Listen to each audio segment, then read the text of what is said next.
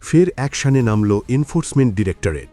কলকাতা, দুর্গাপুর ও আসানসোলের একাধিক ঠিকানায় চিরুনি তল্লাশি চালান আধিকারিকরা। সূত্রের খবর, এই অ্যাকশন চলাকালীন আসানসোলের জামুরিয়াতে বিপুল অঙ্কের নগদ উদ্ধার হয়েছে, প্রায় 1.5 কোটি টাকা। তদন্তকারীরা মনে করছেন এই বিপুল নগদের সঙ্গে কয়লা পাচার বা হাওয়ালা যোগ থাকতে পারে। নির্দিষ্ট তথ্যের ভিত্তিতেই রানীগঞ্জ ও জামুরিয়া এলাকায় অভিযান চালানো হয়। সেই ব্যবসায়ীর বাড়ি, তার 2 ছেলের বাড়ি, পাঞ্জাবি মোড়ের একটি হার্ডওয়্যার দোকান ও একটি গুদামে তল্লাশি চালানো হয়।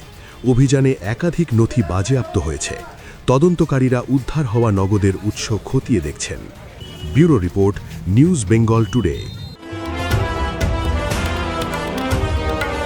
মেঘবেলা লাইভে আপনার পছন্দের টিভি চ্যানেলস সম্পূর্ণ বিনামূল্যে, শুধুমাত্র মেঘবেলা ব্রডব্যান্ডের কানেকশনের সঙ্গে। মেঘবেলা ব্রডব্যান্ড, বাংলার ঘরে ঘরে। উত্তর 24 পরগনা ও তার আশপাশের এলাকার মানুষের সেবায় ক্যাথল্যাবের মতো অত্যাধুনিক সুবিধা নিয়ে পরিষেবায় ব্রতী সারদা মাল্টি স্পেশালিটি হাসপাতাল।